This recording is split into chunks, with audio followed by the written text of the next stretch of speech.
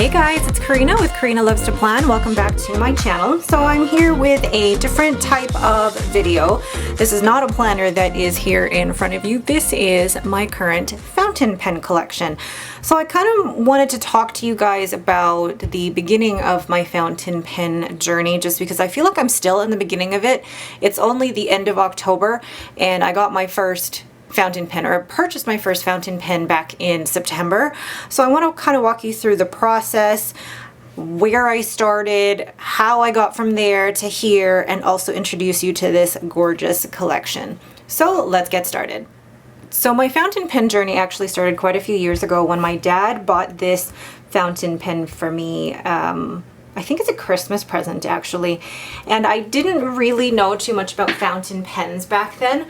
All I knew is that this was a gorgeous pen. It came with cartridges, and I found actually that it was quite broad for me. This is a cross Botanica green Daylily fountain pen, and it came in a medium nib.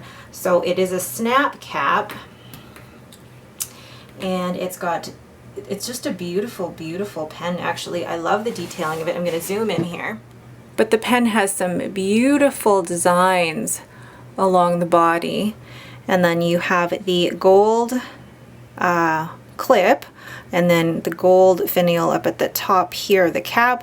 Nothing down at the bottom here, but then you've also got the gold along the bottom of the pen cap here. And there's also some gold along the body as well. It is quite a narrow pen, but if you actually look at the nib, which I will zoom into, it's got the word cross on there, and it's actually a very, very pretty nib. When I first got this pen, I wasn't at all knowledgeable in fountain pens. I just thought it was a very pretty pen, but I didn't like the way that it wrote on certain papers. The ink in it was bleeding and feathered, but then again, I was using very cheap paper as well. So I was kind of turned off by fountain pens because of this, but I still keep this in my collection because it's a gift from my dad.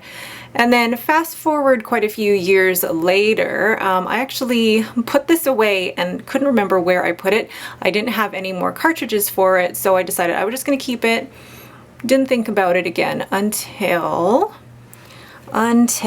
now. So this whole journey started for me again in the summer of 2021 when I was watching videos from Helen of the Coffee Monsters Co., but also when I ended up purchasing my Hobonichi Weeks and my Hobonichi cousin Avec for my 2022 planners, and heard that fountain pens were a great pen to use on the Decimo River paper.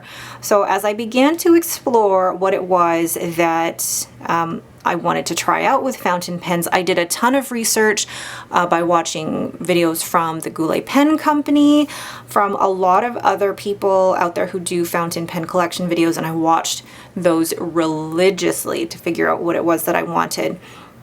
So I'm going to go in the order, I guess, of what I purchased first and then go from there. So the first pen that I purchased is actually not in here. I will put a picture up here.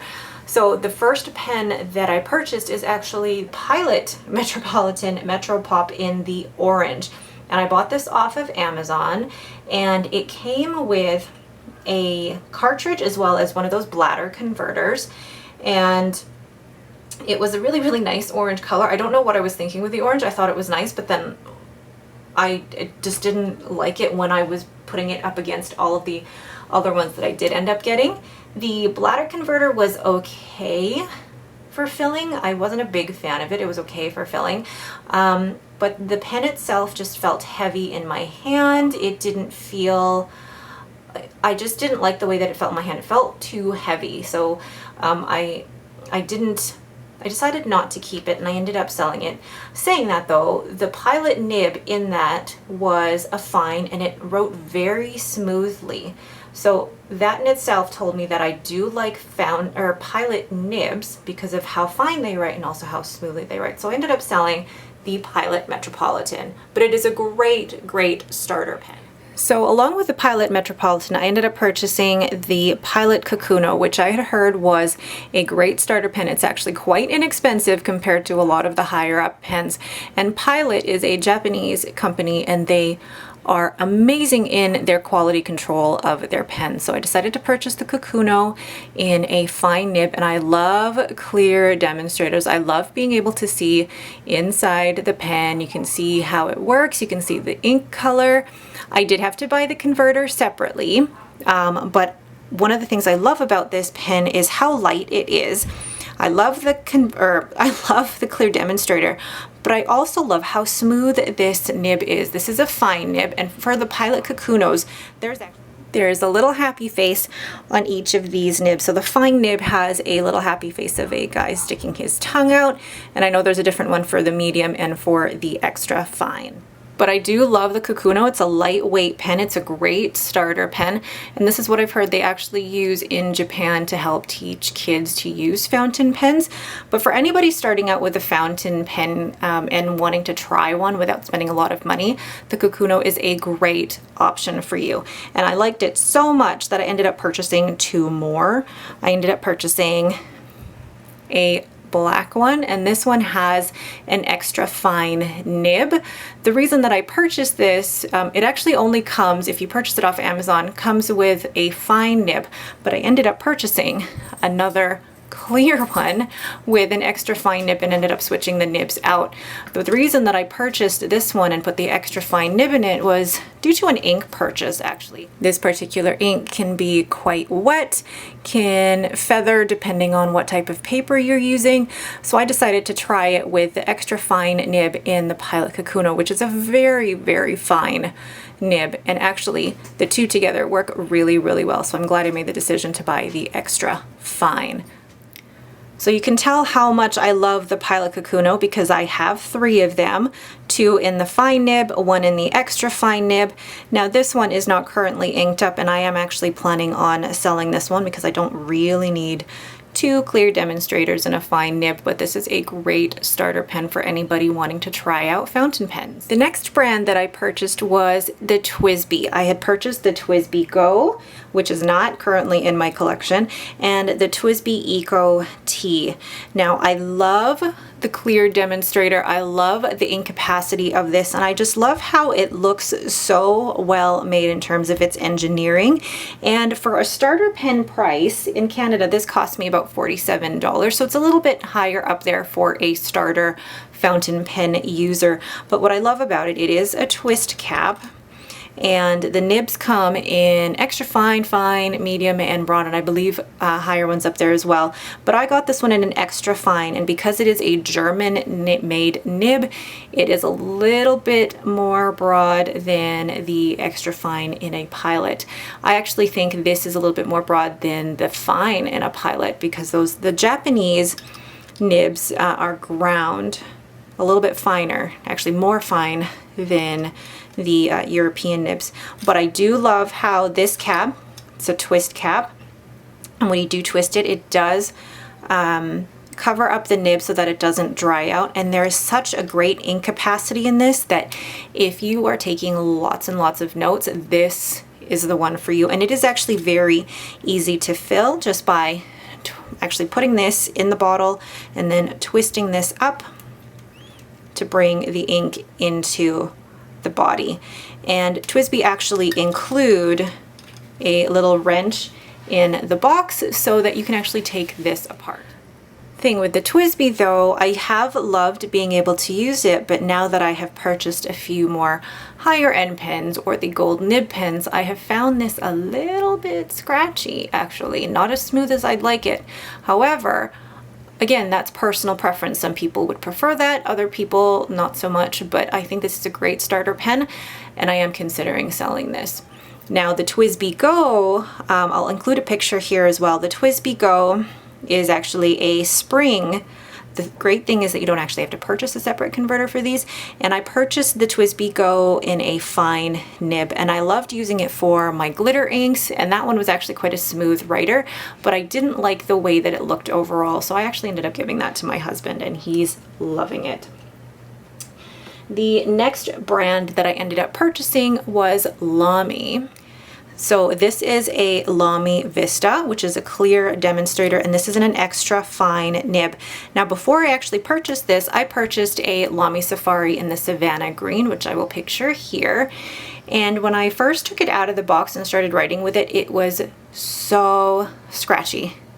Thing is, I didn't realize it was scratchy. I just thought it was just feedback. This was me experiencing fountain pens for the very first time. So the Lamy Safari in the Savannah Green, when I did end up receiving it, it was quite light in my hand. Basically, the Vista is the clear demonstrator equivalent of the Safari. It felt light in my hand. It almost felt too light. I didn't like the material in my hand, but also the nib felt scratchy, but I didn't think anything of it at the time because I had nothing to compare it to. So after I ordered the Lamy Safari, I ended up ordering the Lamy Vista in the extra fine, and I was really afraid that this one was going to be so scratchy because the fine nib in the Safari was really scratchy.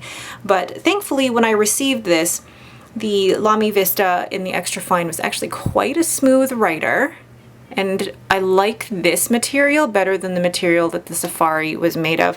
However, now that I have received or purchased some higher end pens, I'm kind of falling out of love with this one. I do like how it writes and I do like the demonstrator, but that color of the converter is really bothering me, and I didn't think it would, but that red that just stands out, and I feel like it's a bit of an eyesore, and I hate to sound like a judgmental snob, but I really don't like the way that it looks compared to the rest of my collection. So I am also considering selling this, but this is a smooth writer. I love the way this feels in my hand, and this Lamy Vista is a good quality pen compared to the Safari that I had, which I ended up selling.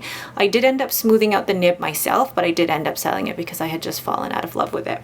So after doing a little bit more research on pens, and when I say research, I was literally on YouTube videos and pen websites like 24/7, looking at different brands, looking at just everything, and also looking at inks. Inks I will do in a different video here. But basically, the next thing I ended up purchasing was this Pilot Vanishing Point Decimo. This purchase was influenced entirely by Helen of Coffee Monsters Co. She has a Pilot Vanishing Point, and then I actually held one in the Stylus Fine Pen store here in Edmonton, and once I held it in my hand, I knew I had to have it. I'm going to leave a card up here in the top right corner for my unboxing of this pen. But I love, love, love this pen. I love the way that it looks, I love the way that it feels in my hand, and I love the way that it writes. So this is a 14 karat gold nib in the fine, and Pilot do grind their nibs a little bit finer, so this fine is just perfect for me. I feel like the extra fine in this would be too fine, and it writes so smoothly straight out of the box. There is a little feedback, but when I say feedback, I basically mean that you can feel the paper underneath your pen. It doesn't feel scratchy, it's just means that you can feel the paper at the end of your pen, and I love that. But otherwise, it's such a gorgeous, gorgeous pen, and I love it. So this Pilot Vanishing Point Decimo in the Champagne I purchased off of Goulet Pens, and this was my first gold nib. And once I discovered the gold nibs, everything else in my collection, that's when I started to figure out what I liked and what I didn't like, and that's when I really made the decision that I was going to end up selling my TWSBI Eco, my TWSBI Go, and my Lamy Vista. I also ended up selling actually a Kakuno Sport. I did have a Kakuno Sport in a macchiato, which I will picture here, and it wasn't an extra fine nib, and that one was incredibly scratchy right out of the box. I had to do a little bit of work to try and clean it, to try and do what I could to just fix the tines of the nib. In the end, I was able to get it a lot smoother than what it was straight out of the box, but in my hand, it just was too light, it was too small, I didn't like it. And after discovering the gold nibs of the Pilot Vanishing Point, I was like, nope, I need to sell that.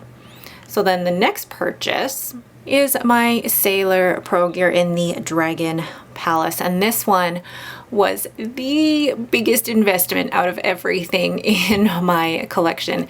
And I went back and forth researching this pen, looking on different websites. And when I visited Stylist Fine Pens was it last week, the owner of the shop basically told me that Sailor is one of those brands where you can't go wrong with purchasing a pen like this. And this is an 18, I believe it's 18 karat. Hold on, let me check. This is a 14 karat gold nib, and I love the color of this pen. I don't know if you can see it in camera, but there's gold sparkles in the pen. The cap are both like this beautiful jade green with the Sailor logo up at the top there. It's got a beautiful gold clip and then the gold trim as well. Now this is a screw cap, and I'll show you the Sailor nib here. So the Sailor nib, so this particular nib is a medium fine, which is pretty similar or equivalent to a fine in the European nibs, and it writes so beautifully soft. And for the longest time, well, I say longest time, but every time I was doing research on the Sailor, one of the things that was kind of turning me off from it was people mentioning that there was feedback, and I had no idea what that meant.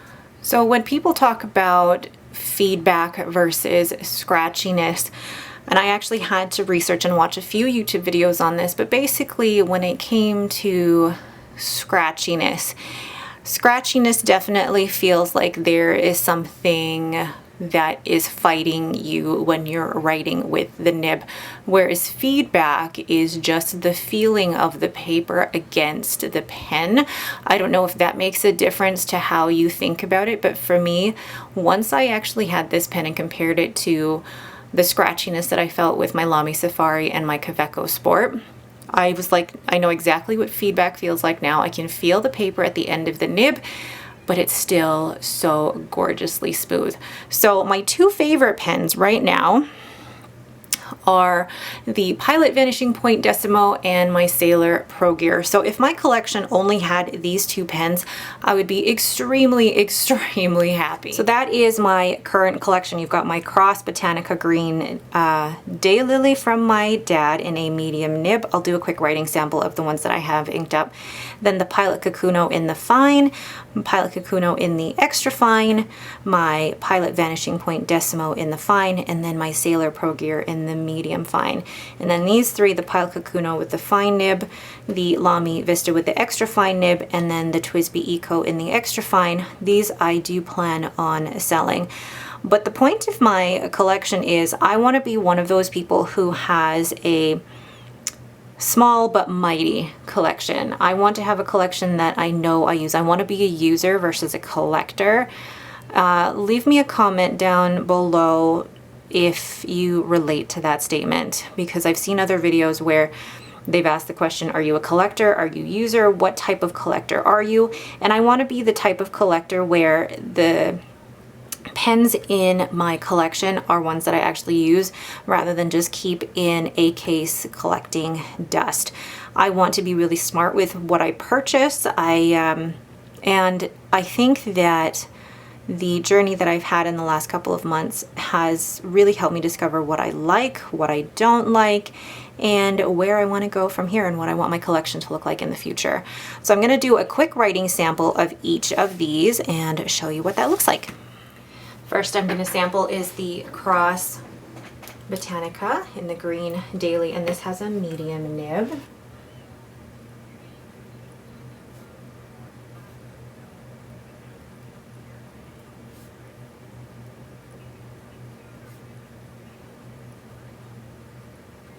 And like I said, it has a medium nib. And it currently has Pilot, Washizuku, oh, so it's like this yellowy brown, and there is a little bit of feedback on this pen, but it is probably my most broad nib, and I think it'll be good for trying out some of the lighter inks and working with shading that way. But this is one that I will definitely keep in my collection because of the sentimental value. My first ever fountain pen from my dad. So the next one is the Pilot Kakuno, and I do love this pen, although I don't need two of the same one. So this is a Pilot Kakuno, and it's the clear demonstrator, and this is in a fine, and it currently has, I believe, Diamine Autumn Oak.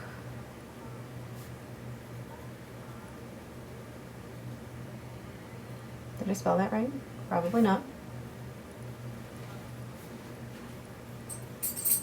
And this writes, oh, there's my dog. This writes really smoothly, and if you do like a fine line, I really like Pilot's nibs. The next one is the Pilot Kakuno in the extra fine in the black, and this is the nib that I ended up switching out. And you can see the difference between the fine and the extra fine nibs. And this has Noodler's Borealis Black. I don't think I would put any other type of ink in here because I know that Borealis Black is quite a wet ink, and depending on the paper and the broadness of the nib, it can feather on the paper, but I have found that paired with this extra fine nib in the Pilot, it actually works really, really well. And I'm glad that I have that pairing now of the extra fine Pilot with the Noodler's Borealis Black. And then my Decimo, I love this one. I find any excuse to try and write with this. So again, the Pilot, Vanishing Point Decimo. Oh, it's so smooth. And this is in the fine. And it currently has, gosh, what does it currently have? Sailor, Shikiori, Yozakura. I love this color. I feel like these two match so well. So that's my Pilot Vanishing Point Decimo. And then lastly, my Sailor ProGear in the Dragon Palace. I do post this pen because it is, without posting it, it feels quite short. So I do post it, and then it doesn't actually add too much back weight to the back of the pen. So it's my Sailor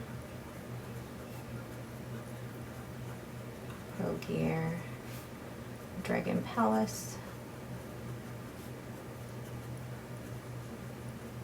And this is in the medium fine.